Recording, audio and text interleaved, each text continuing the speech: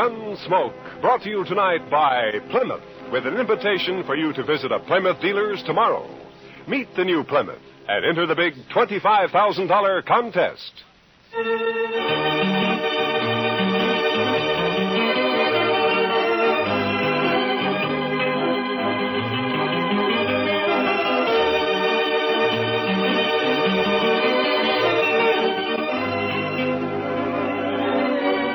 Throughout Kansas and in the territories on west, there's just one way to handle the killers and the spoilers. And that's with a U.S. Marshal and the smell of Gunsmoke. It's here, a new kind of low-priced car. The exciting 53 Plymouth, completely new, completely beautiful.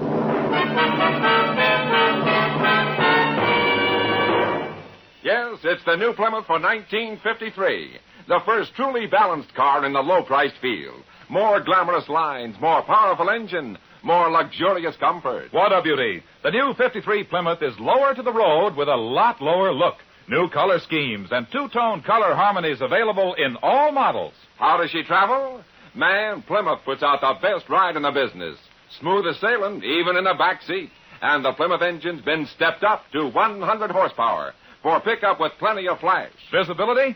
Say, there's a one-piece curved windshield, a new type with no troublesome distortion, and you sit chair height in a Plymouth, so you get the full benefit of Plymouth's new down-sweeping hood. You really see right down in front of your car. Bigger side windows, too, and a huge wraparound rear window, so everyone gets a view as big as all outdoors. The new 53 Plymouth's an exciting car, any way you look at it.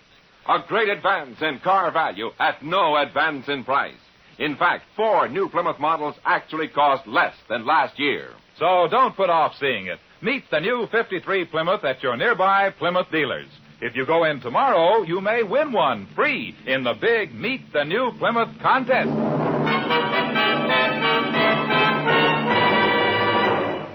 And now, Gunsmoke, starring William Conrad. The story of the violence that moved west with young America. The story of a man who moved with it. Matt Dillon, United States Marshal.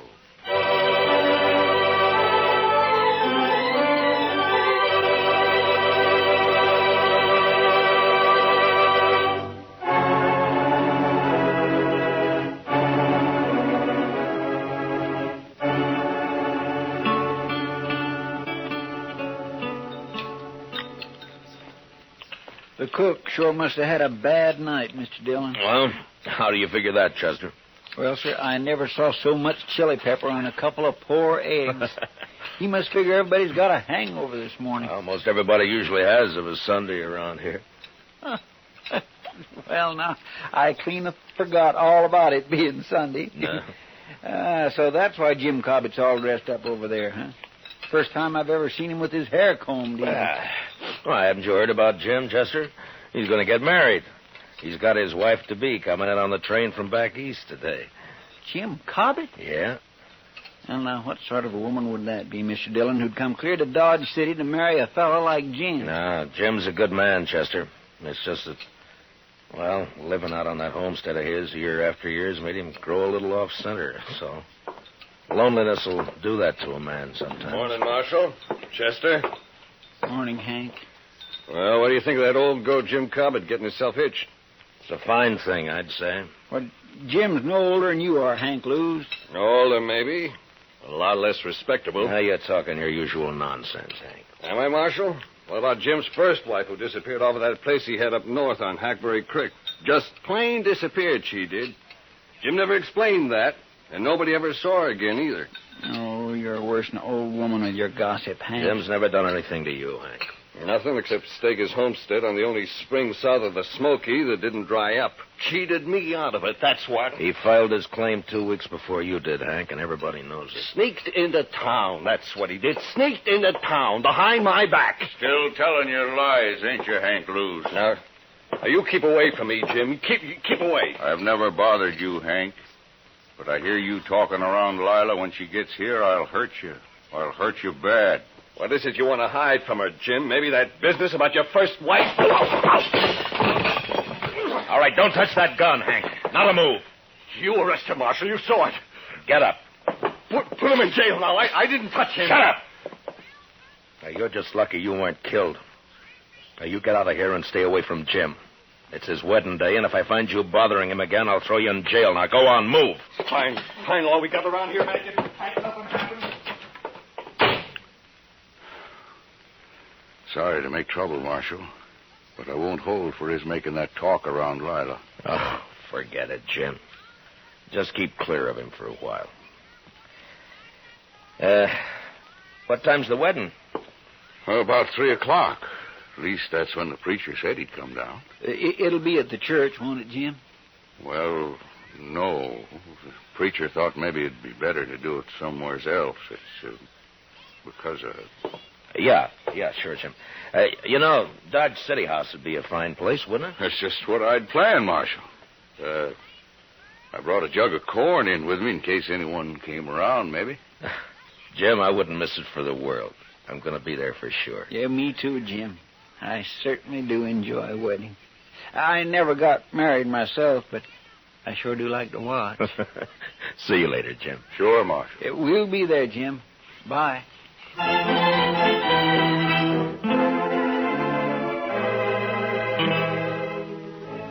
Jim's bride, Lila, turned out to be a handsome, high-strung woman with nervous black eyes and a manner that bespoke a gentle breeding and background.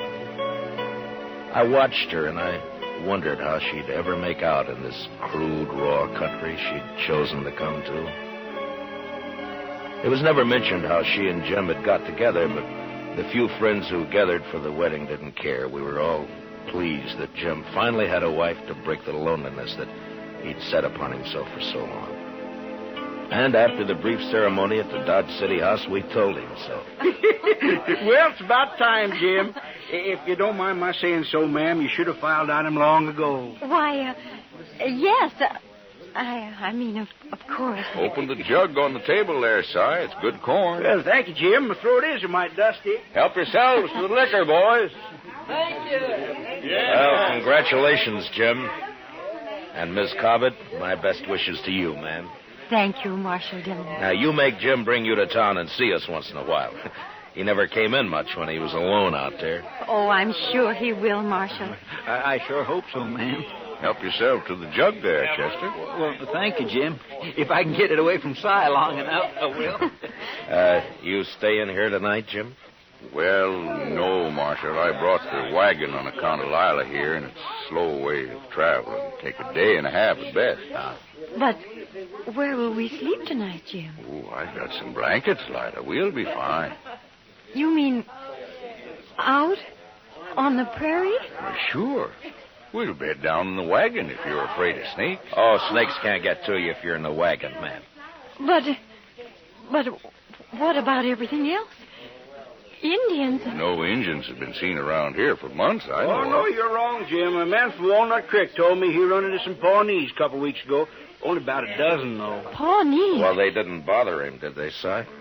No, they didn't, Marshal. Yeah, you see, Lila? Well, they didn't bother him because he saw him first. He hid himself under a bank in the creek. Are there many Indians around? Oh, no, very few, man. Well, the Army's been after him pretty steady ever since them Crows raided the Gillette place.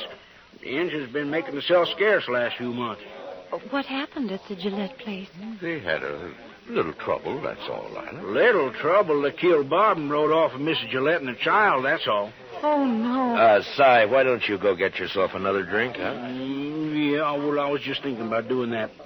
Well, now, I suppose it'll be easier on Mrs. Gillette once she learns to talk Crow, but still, it's a hard life on a white woman, suddenly being made a squaw. Oh. The jug's almost empty, Si. You better hurry, huh? By golly, hey, fellas, I got another swatter coming up. Liquor's working on the side, Lila. Don't pay no mind. Jim, is it true what he said about that poor woman? Now, Lila, don't you fret about that. Is it true? I want to know, Jim. Yes.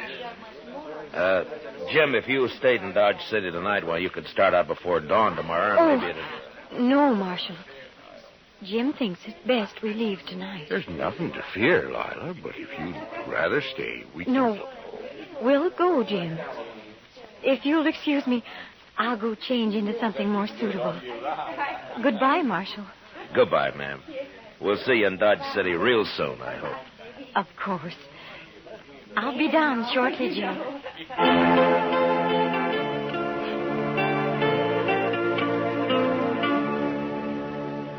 Maybe it was best that way for Lila to face out her first night on the prairie, not far from Dodge. Nothing would bother him that close to town, and it'd make it easier for her on the next night. And they left. And that's all we heard about them for, a month or so. Dodge City was fairly quiet, except for 1 week when a Texas herd arrived. 2 boys were killed the next night, and another a few days after. But then things cooled off and became peaceable again. Hank Blues is in town, Mr. Dillon. Oh, no, Chester. Well, there ought to be a law against it, that's all. He said he was coming here to see you in a few minutes. Look, you talk to him, Chester. I think I'll go upstairs and pick on the doc for a while. Oh, he doesn't want to see me, Mr. Dillon. I'll send him up when he comes. Chester, no. Yes, sir, but he'll ask me where you are, sir, and then what am I going to tell him? Marshal, I want to talk to you. Well, all right, Hank. Go ahead, talk. You think I was lying about Jim Cobb, don't you? Well, listen to this, Marshal. Lila's disappeared, too. What? I saw it with my own eyes. I saw she isn't there. What are you talking about, Hank? I'm telling you, Marshal, Lila's gone, just like Jim's first wife up on Hackberry Creek. She's plain disappeared. Well, go on. Well, I got a runty bay mare that's always running off, and I rode by Jim's place to see if he'd seen her. Jim was just sitting there, and he hardly paid me any mind at all. He was all alone, and when I asked him about Lila, he just walked off, wouldn't say a word. Well, maybe she was just out on the prairie somewhere. Then she stayed a long time. I was back next day and still didn't see her. Stock's gone, too. When was this, Hank? About a week ago. Now, Marshal, I think you ought to get out. I do my own thinking, Hank. Well, all right. But you better get out there, Marshal. I've told you now. Yeah, you've told me, and you can forget it. Just stay away from the Cobbett place, you understand? All right, Marshal. I've done my duty. You better do yours. Goodbye, Hank. Well, Goodbye.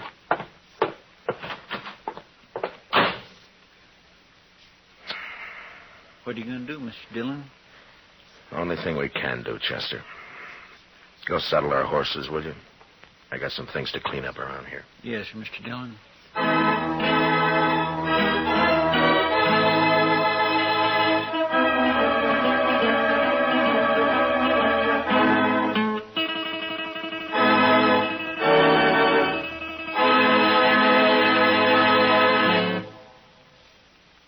Big doings at all Plymouth dealers. Tomorrow, go in and meet the new Plymouth, the new kind of low-priced car. And enter the big $25,000 Meet the New Plymouth contest. All you do is look her over, compare, ask questions. There'll be people on hand to explain the new body design, new type suspension, new springing, how they combine to give you a ride that's unbelievably smooth. The first truly balanced ride in the low-priced field. Believe me, you'll be enthusiastic. So just transfer that enthusiasm in 50 words or less to a contest entry blank.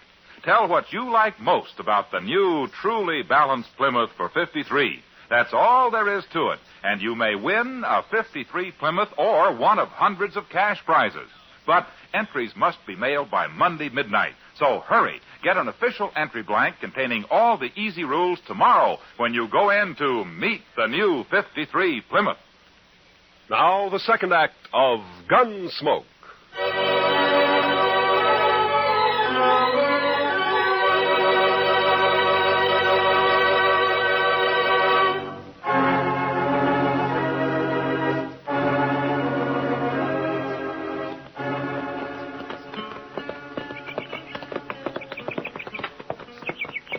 Sure looks quiet around here, Mr. Dillon. Yeah. Yeah, come on. They're probably inside. You think Lila's here, don't you, sir? I will soon find out, Chester.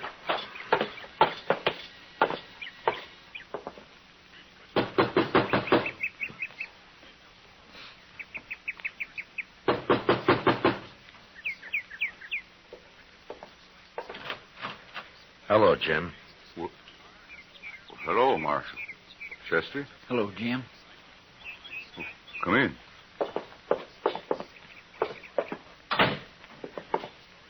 How have you been, Jim? Hank Lewis told you, didn't he, Marshal? Where is she, Jim? Hank Lewis said I killed her, didn't he, Marshal? Oh, now, Jim, you know I don't pay any attention to what Hank Lewis says. Then why'd you come here, Marshal? To help you. If you're in trouble. Lila isn't here. And I'm in trouble, all right. Well, what happened, Jim? Where is she? I don't know. What? Well, Injuns, party of Crows, they took her. They took her. Indians? My goodness. You mean you were raided here? Maybe 10 days ago, a war party, about 12 Crows. Well, what happened? Well, Lila was out there by the spring. It was just getting dark. I was sitting on the floor right there, mending the saddle I'd torn the stirrup off of when I heard her come running up the path out back. She was all in a sweat and yelling. Hello, what is it? Oh, I saw something out there. Oh, Jim. Jim, I think it was an Indian. Come inside, quick. Oh. Get on the floor, in the corner there. How many did you see? Oh, just him.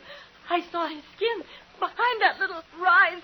Oh, Jim, don't let him get me. Easy now, Lila. Oh. Oh.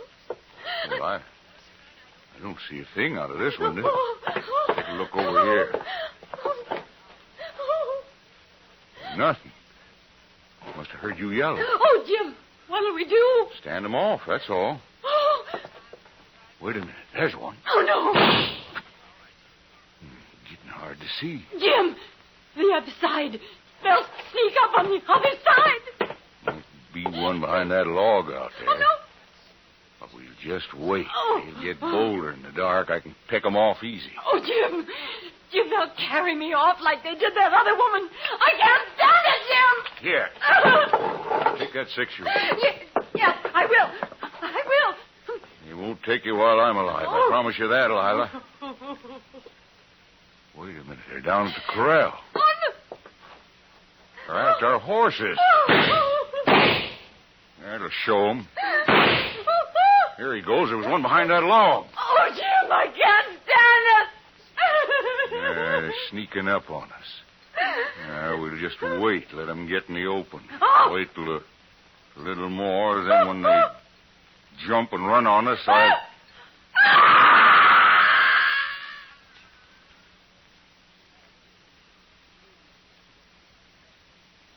Oh. Go on, Jim. What happened then? Yeah. What'd they do when they rushed you? Well, one of them must have got in the window behind me. When Lila screamed, I was knocked out, and when I come to, the engine was gone. Lila was gone, too. Were you shot, Jim, or what? No. The engine must have got behind me somehow and clubbed me, that's all. Did you try to follow him? How could I, Marshal? They run off. The horses stole them. Yeah, I see. Anyway, I was out a long time. There wasn't a sign of anybody when I come to. Well, they could be in the Rocky Mountains by now. We'd never find them. I'll report this to Colonel Jenkins at Fort Dodge, and he can spread the word through the Army post. Thanks, Marshal. I'm sorry, Jim. But I guess that's all I can do for you. Sure, Marshal. Come on, Chester. Let's take a look around outside and then get back to Dodge City. Yes, sir. So long, Jim. I sure am sorry it happened. So long.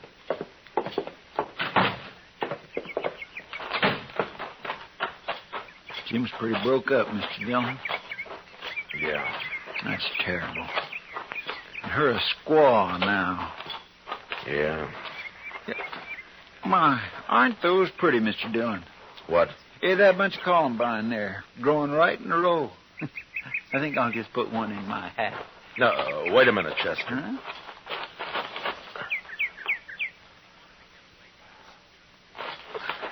I wouldn't pick them, Chester. They're too pretty to pick, huh? Well, all right, sir. Jim's stock is gone, all right. Mm-hmm.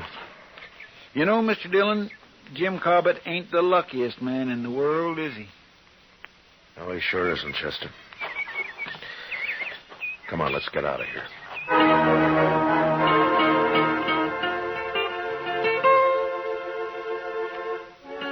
It was the the day after we got back to Dodge City that the trouble started, as I expected it would. Chester spread the story about the Indians kidnapping Lila Cobbett, and it wasn't long before some of the men began to question it. And a group of them, headed, of course, by Hank Lewis, came to see me. Marshal, we want to know when you're going to arrest him. Hank, it'd be better if you'd let somebody else do the talking. Your record against Jim Cobbett's pretty strong. Marshall's right, Hank. You always did talk too much anyway. I want justice done, that's all, and I mean to get it. Oh, shut up, Hank. Marshal, Hank sort of talked us into thinking you don't aim to do anything about Jim Cobbett. Is that true? Well, what's your idea, Merritt? Go out there and arrest him and find Lila's body if you can. You think Jim murdered her, is that it? Looks that way. You sure don't believe his story, do you, Marshal? No, not all of it. Jim did her in just like his first wife, that's what. It's a sure thing Marshal no Injuns would have stolen the woman and left Jim lying there without scalping him. Injuns just being made that way. Merritt, I don't know what happened out there, but I'm going to find out. Then what are you waiting for, Marshal? The doc. The doc? What's he got to do with this? Well, Miss Prilifew had a baby this morning. The doc was up all night, and he's sleeping today. We're going to ride out to Jim's tomorrow. Well, I don't know what you need the doc for, but we'll wait and ride out with you. You won't ride anywhere, Hank. When I need a posse, I'll ask for it. And I don't want a single man of you anywhere near the Cobbett place. Is that clear? All right, now get out of here. I got work to do.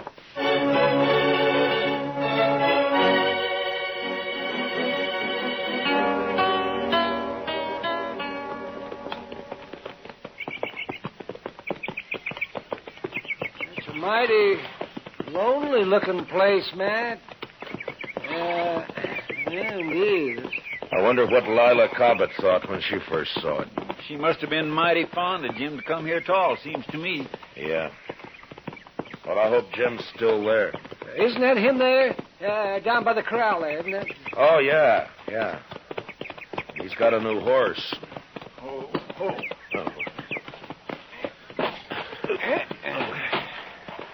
Hello, Jim.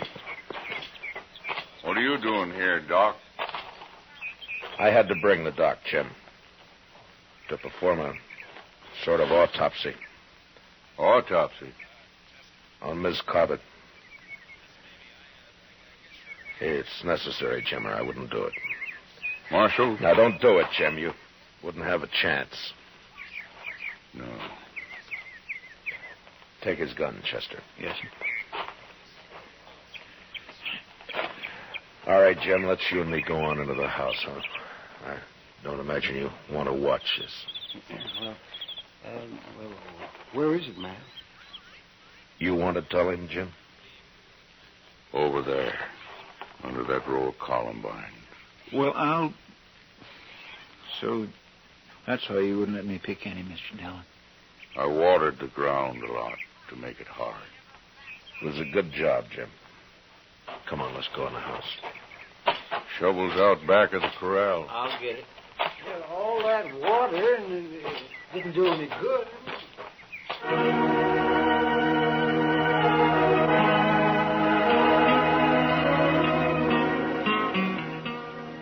In the house, Jim sat with his back to the wall, his hands clasped tightly across his knees.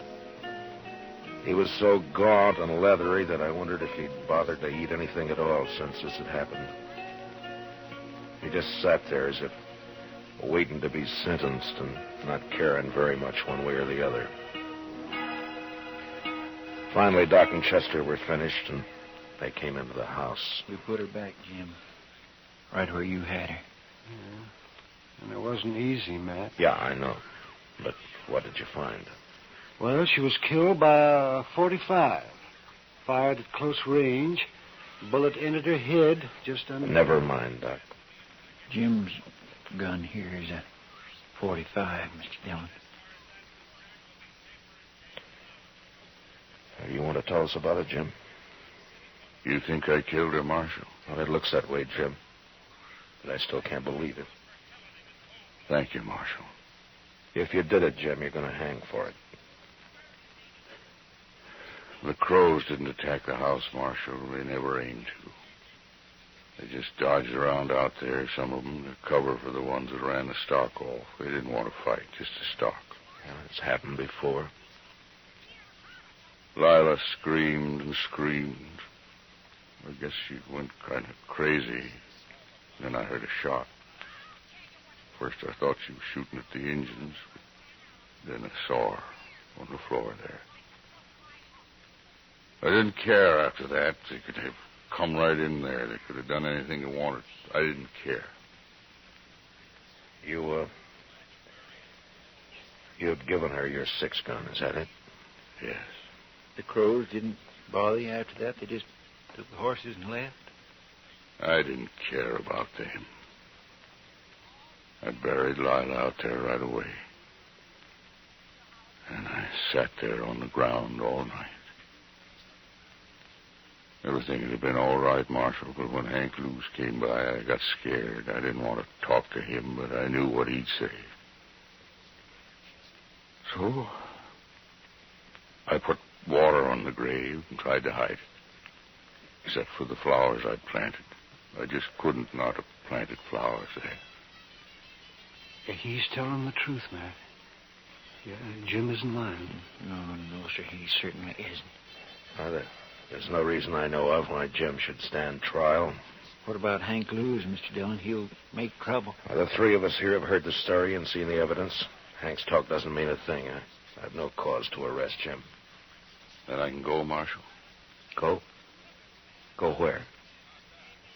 I don't want to live here anymore. It's like the other place up north after my first wife rode off. She just said goodbye and rode off one day. I was ashamed of that, so I never told nobody what happened. I left the place. Like I'm leaving this one. Well, you got to settle down sometime, Jim. No, I don't. I got bad luck both places. I won't settle down no more. We won't stop you, Jim. I think I'll go now, Marshal. I don't want to spend another night here. I'll get my things together. Yeah. We'll wait outside. Come on, Chester. Doc.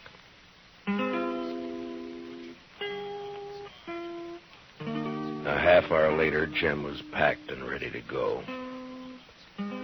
Silently, he shook hands with each one of us and then mounted and rode off. Yeah, the prairie had dealt hard with Jim Cobbett, but the man was too tough and dry not to survive somehow. He wouldn't try again to be happy, but he'd live. He'd make his way. We watched him disappear while the sun went, and the land cooled and became still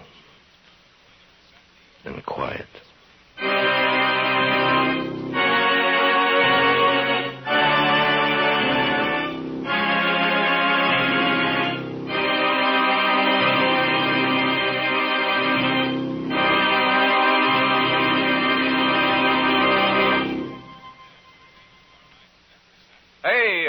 The big Plymouth contest closes Monday midnight. Your last chance to win a new 53 Plymouth free or a big cash prize. Go to your nearby Plymouth dealers tomorrow. Meet the new Plymouth. Look it over stem to stern. Ask questions. Find out all about this new kind of low-priced car. Then, on an official entry blank in 50 words or less, tell what you like most about this great new beauty. But remember, entries must be mailed by Monday midnight, so be sure to visit your Plymouth dealers tomorrow to pick up your contest entry blank and meet the new 53 Plymouth.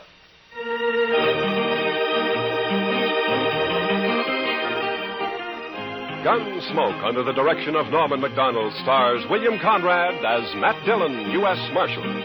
Tonight's story was specially written for Gunsmoke by John Meston, with music composed and conducted by Rex Corey.